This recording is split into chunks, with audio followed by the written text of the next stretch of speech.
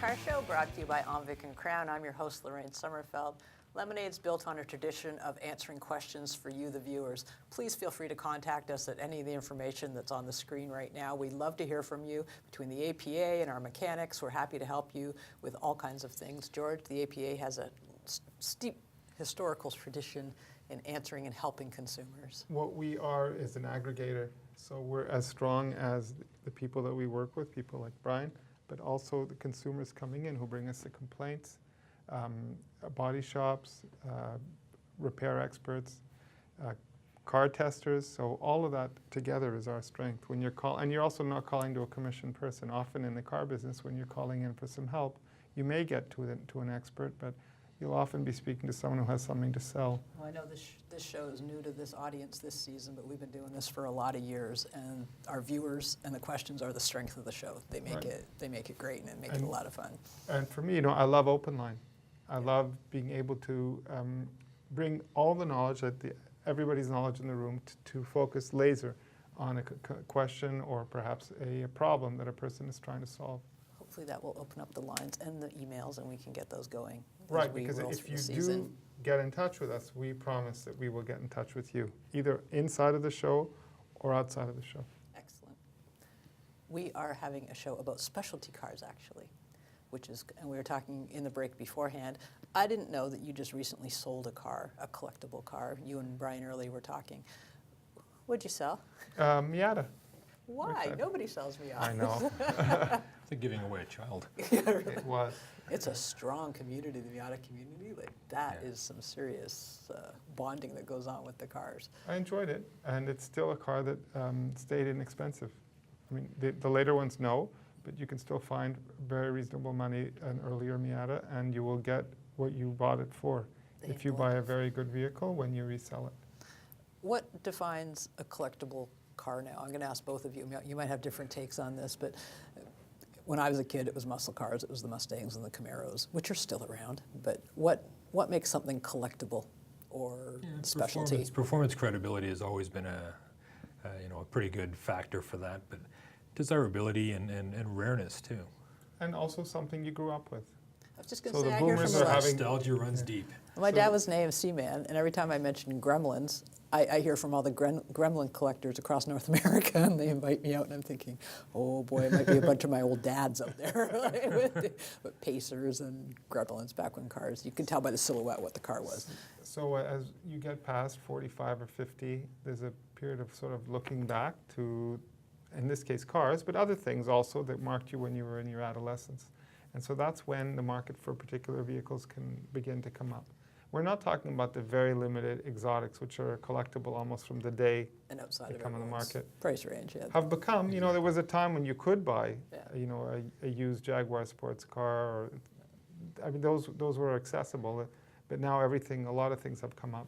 So initially it was the hot rods, and then the hot rodders today are in their 80s or 90s, the original hot rodders.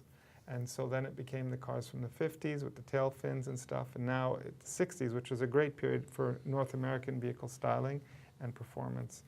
And so that is now peaking, and then presumably you're going to get the cars from the 80s and 90s. I was on a Jeep trip. We were down in Utah, and they had the Jeeps we were driving, which were the new, and then they had a line of some of the other ones. You know where the cluster, everyone was around the Redders? The Wagoneer. Everyone lost their minds over the Jeep Wagoneer, because just like you said, this is what we grew up with, and it had wood paneling on it, and I thought that was, and we're all going, can we drive this instead of the new ones? Well, the late 80s vintage Honda Civic, they made millions of the things, but they're becoming very scarce now. It was a cheap economy car at the time, and people didn't really care to set them aside and look after them, and now that is actually becoming, maybe we're in the early stages of it, but it's becoming collectible. And it was a great design. It was a fantastic design. Is there truly any difference between cars that people can work on? We spoke about the old hot rod clubs, and I've got one in Dunville that I interviewed a couple of years ago. These guys are amazing, but they're in their 80s and 90s. They could work on their own cars, and that was part of the appeal. Is there a new kind of collector coming in where they don't do that, or where's the breaking point? I think there's always been collectors who've been not able to work on their own vehicles. I mean, even coming to my shop, I have occasionally the odd older car come in, and the owner either can't or doesn't want to work on it, and we do it for them. But I think if you're talking about the idea of being able to replace parts that are no longer in production, I think once you got out of the brass era cars of the Depression, I think you're pretty much into stuff where things are specific and you can't just make something. And the thing is, Lorraine, there are the really expensive exotic cars that use special materials. You would never do it yourself deal. No. So there are still vehicles out there that you could have a specialist independent repair shops work on. They specialize in that brand. If they're Japanese or some of the American sort of rear drive vehicles, the technology is eminently easy to keep on the road. So Maybe in some ways easier than the older cars. If you go Yeah, back, in there was some ways it is, yeah. you know, once we got to electronic ignitions, fuel injection, you know, decent engine management systems without a smell of gasoline vapors evaporating around your car, so you get into something fairly modern. Now you're making me nostalgic for Well, the you good know, old it's days. really I think interesting. it's- There's a big market now for retrofit parts to take the points ignition systems out and put, you know, distributed with electronic pickup. There's numerous kits you can get that basically bolt in where the old carburetor used to, look externally a lot like a carburetor under fuel injection, to give you the drivability. So old dogs and new tricks, and they're going to keep the Yep. collector specialty market alive for some time to come.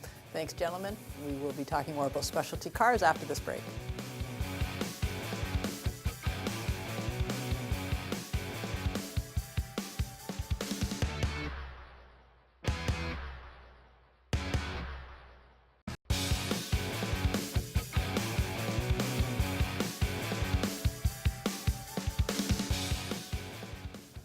Welcome back to the Lemonade Car Show. Today I'm with very good friend, Jeffrey Seigel of Segal Motorcars. Jeffrey, you are the most passionate person I know about collectible cars, antiques, the automotive industry. Could you tell me how you got into this business? Well, easiest way is when I was with my parents. From when I was 5, 6 years old, used to drive in their car as going fishing or on a trip to see my family. I always would notice unique and interesting cars, and I always found it interesting design, and ultimately passion, I think, was developed from the people I would meet talking about their cars rather than using them as basic transportation to get around. It was, I love this because it sounds so great, it's wonderful. So I guess looking forward, somebody wants to start collecting cars, has a special car in mind. Could they get in at virtually any budget, or what recommendations would you give? And what is a collectible car?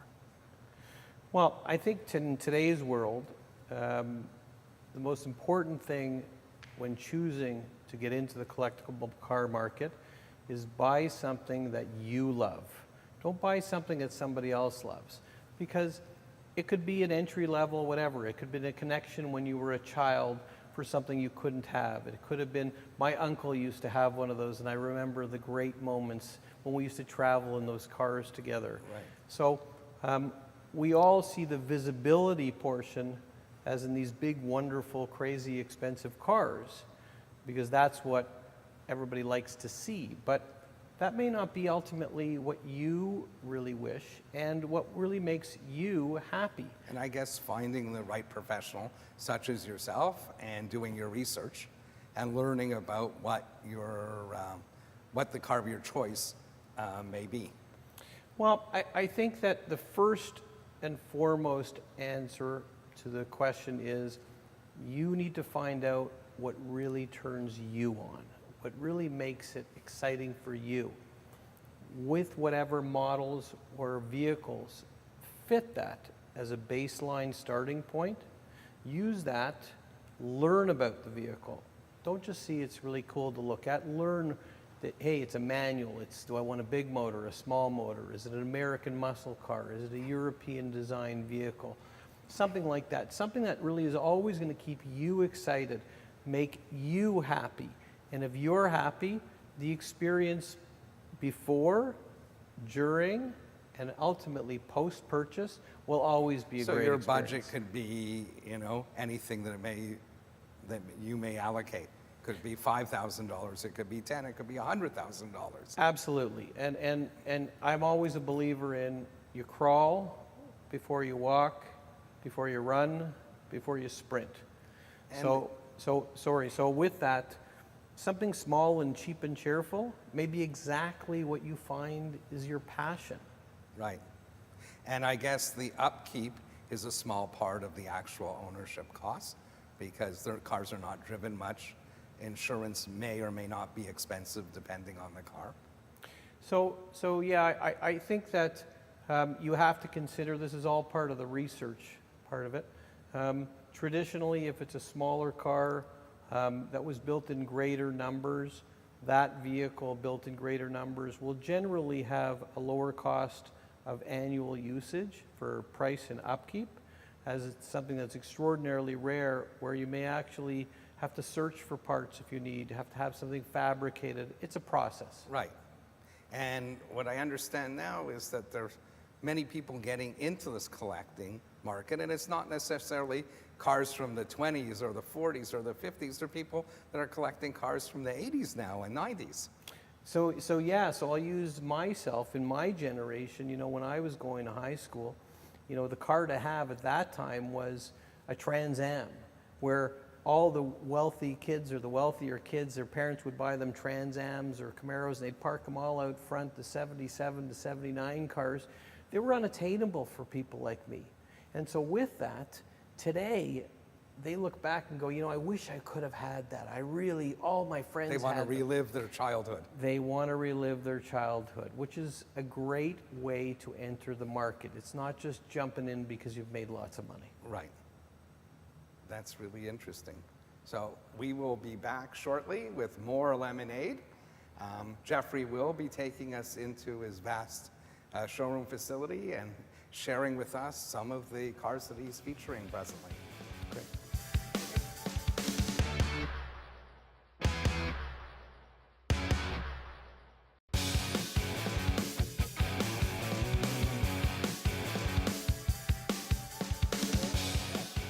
Welcome back to the Lemonade Car Show, and I'm with Jeffrey Seigel of Segal Motorcars. Jeffrey, you brought me back here. You have some beautiful cars out here. I'm looking at this gorgeous GT500 with this really subdued Corvette behind me, but you have a really interesting story about this Shelby. So great car. This is a real 1970 Shelby GT500 convertible, one of 335 ever built in the world. Was that really the original color? That is the original color.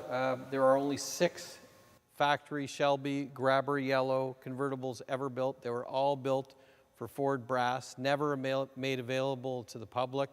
This is one of those 6 cars. Interestingly enough, this car and these cars were actually one-year cars. They were actually only built. What does that mean? They were built in 1969 only. And what happened was sales were poor. The car was expensive. It was right in the middle of a tough time in the world. And so the unsold cars, this is the only car ever in history that's had it happen.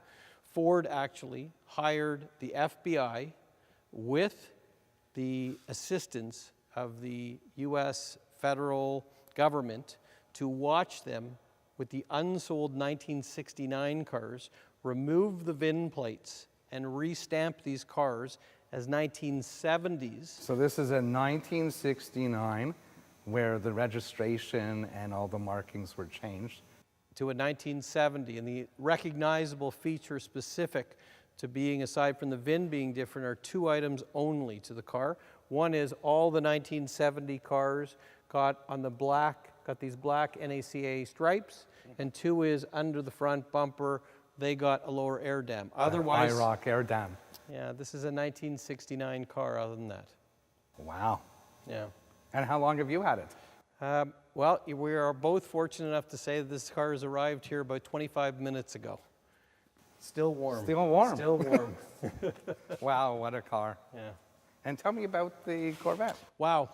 So this is the real deal. So that is a 1967 big block 427, 435 tri-power, frame off, complete numbers matching, correct car, as built new, in original colors, fully documented, lots of information on this car, and this actual car is going to be sold January 2018, just in a couple months from now, at Barrett-Jackson, Scottsdale, Arizona. It's going to be one of the feature cars for the entire Scottsdale week. Jeffrey? Yes. Let's move on to a Miata because that's my price point. Cool. Well, Jeffrey, we finally found a car at my budget, something that I'm interested in. I always love Miatas. It's a relatively newish car compared to the ones we just looked at. Tell me about it and why this would be a good buy for an entry-level car. Well, entry level I won't use, but I will use the word emerging markets because this is where it all begins.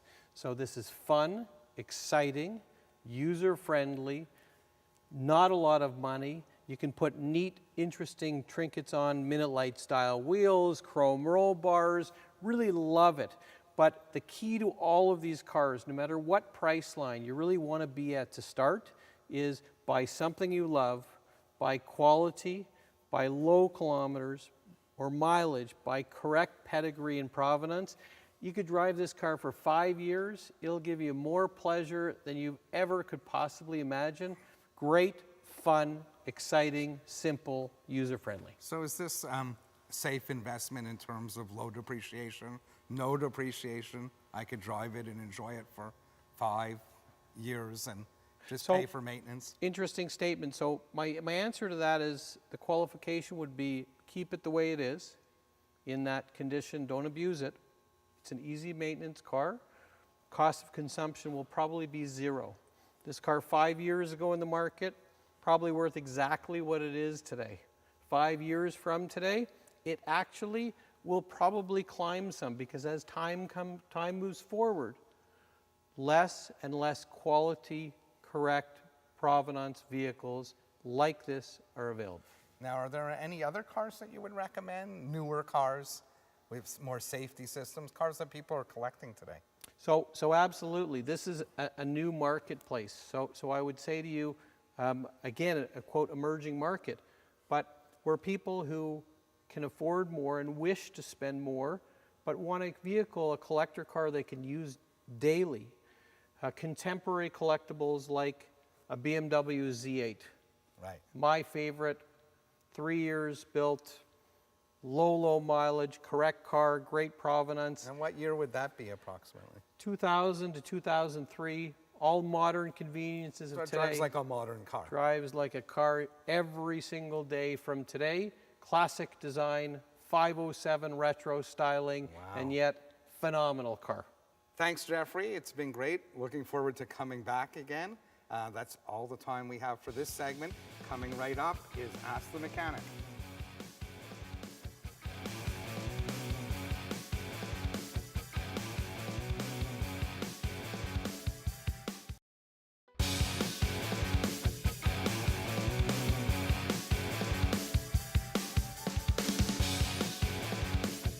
Welcome back to the Lemonade Car Show, brought to you by Anvik and Crown. I'm your host, Lorraine Sommerfeld. I'm back with George Iny, president of the APA, and Brian Early, our mechanic on set today. Collector cars and specialty cars, when it comes to their repair and maintenance, what kinds of things are maybe different? Well, for this time of year, winter storage, of course, because you're putting it away for at least 5 or 6 months. So, Which can be a chance to tinker on it if you have a heated space. So we bring them off the road, disconnect the battery. Battery disconnecting, yes. Checking the quality of the antifreeze if it's going to be somewhere unheated. Okay. There's differing schools of thought about jacking it up and taking the weight off the tires. Some people will actually just have a set of old garbage tires and wheels that they'll put on it to sit on over the winter. if you do store a car, even not a collector car, over the winter, you should superinflate the tires if the tires are on the car, so that you try and reduce the likelihood of flat spots in the spring. Or if you can roll it a little bit during the winter, a few feet forward or backward, would that help or not? Well, I mean, I store my car over the winter, and I do exactly that. I overinflate the tires, from the regular setting to less than what they're rated for, but still high. And yeah, I try at least once or twice during the winter to move it out of the garage and put it back so it's not sitting in the same spot. What about insurance, George? Some people want to take the insurance off. I know some policies won't let you, some will, but always keep on theft and fire. That's right. You can inform your insurer that the vehicle is not being driven anymore. It's just for storage, and in many cases that will entitle you to a credit. If you're in a public auto province, which is for the body, for the car, that's 3 of the Canadian provinces, there are provisions as well for putting a vehicle in storage. So you can check. Another thing that's happened is e-test, which it still gets a bug in everyone's bonnet, which I don't blame them because it's a pain in the butt. E-tests on older cars, where there used to be a cutoff and it dropped off and you didn't have to get it. There was a 20-year limit for the longest time, and then when the 1987 model year had that cutoff and fell off, that was the last year that fell off. So now if you own a 1988 or newer vehicle, it's perpetual. You have to keep having it e-tested. You have to keep getting them done. So anything before that, if you're building 87 and older, you're in the clear. You still have to meet the standards, mind you. They can do a roadside smog check. So if you're cutting a catalytic converter off and disconnecting all your equipment, they can very nicely fine you for that. Okay, now what happens if I have a 32 something and I put a newer engine in it, an 88 engine into it, or an 89 engine from something into it?